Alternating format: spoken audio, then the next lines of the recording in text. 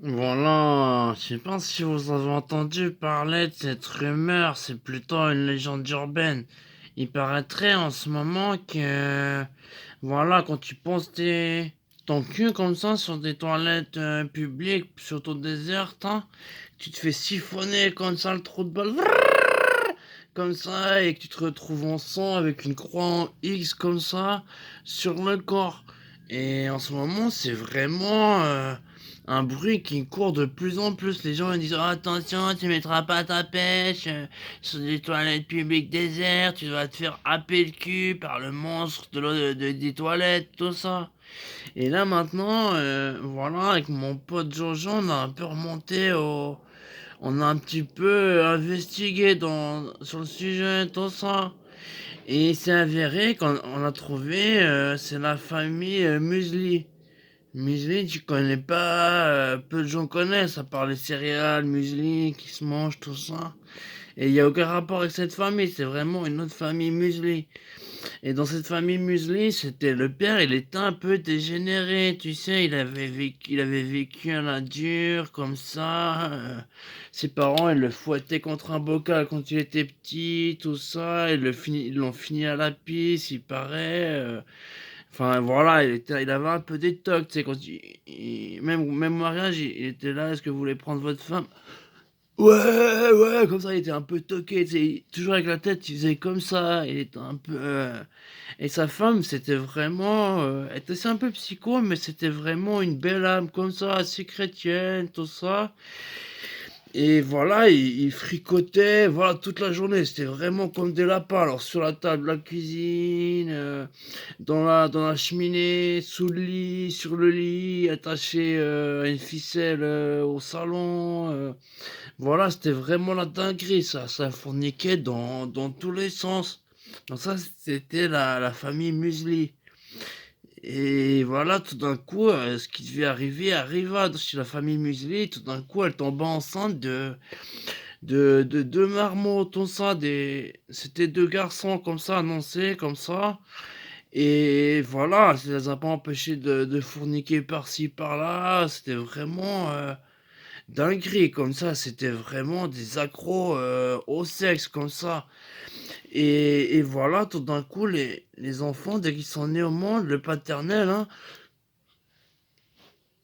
comme ça, il a décidé de les mettre dans des petites cages, tout ça, un peu comme des pitbulls, tu sais, pour les rendre plus forts, comme ça. Et il les mettait dans des cages avec juste des petites oboles, comme ça. Et tous les soirs, vers les 18 heures comme ça, il arrivait et il pissait dans les cages. Et les juniors, ils devaient au moins prendre leur rebol pour au moins avoir leur pitance quotidienne, tu vois.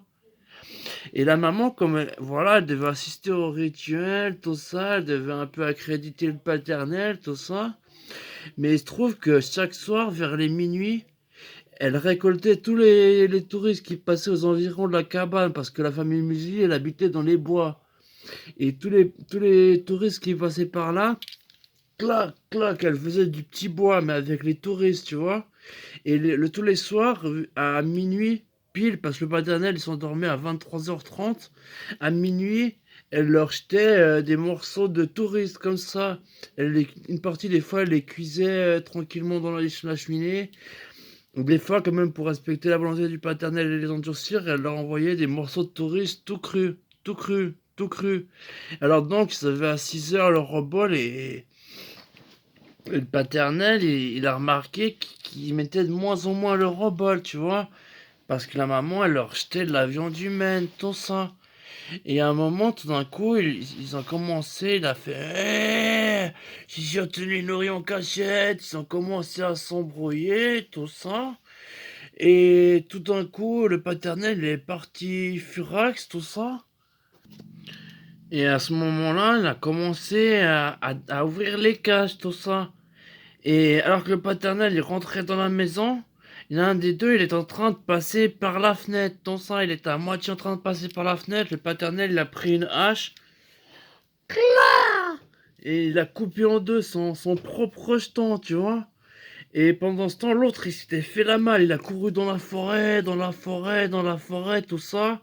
Sa maman, elle lui avait préparé un petit baluchon, tout ça, parce qu'il s'était toujours prêt au cas où, tu vois. Avec deux, trois mains, deux, trois pieds, deux, trois bouts de touriste, tu vois. Un petit snack pour la route, tout ça. Alors il a couru. Il s'est fait un feu, il s'est réchauffé du touriste, tout ça. Et voilà, c'est là où on en était dans une investigation sur la famille Muesli. Et tout ça pour en revenir à la fameuse légende urbaine des toilettes qui vous happent quand vous mettez votre fessier sur le trône, tu vois. Vrrr, ah, cla. Et donc voilà, il se trouve que justement on a entendu ouï dire que le petit muesli se serait fait une cabane dans la forêt, tu vois. Il habite pas très loin d'ici. Alors on est allé, tu vois, on a... Mon pote, il est resté un peu aux toilettes, il a fait comme s'il était constipé, tout ça, avec une webcam derrière, tout ça. Et voilà, en l'occurrence, alors que, voilà, hein, les spectateurs disaient, ah, il va se faire happer le cul par le monstre géant des toilettes, tout ça, à ce moment-là, il y a un type qui est sorti par derrière lui, on n'a pas vu d'où il venait, tout ça. Il l'a soulevé, il lui a mis une main dans le cul, voilà, il l'a siphonné comme ça. Et après, il a coupé en X comme ça et il lui a pissé dessus, tu vois. Et là, j'étais là, oh putain, mon pote, qu'est-ce qui lui est arrivé, tout ça. Et bon, grâce à ça, l'affaire continue. On a trouvé plus ou moins, on se trouvait le petit muesli là.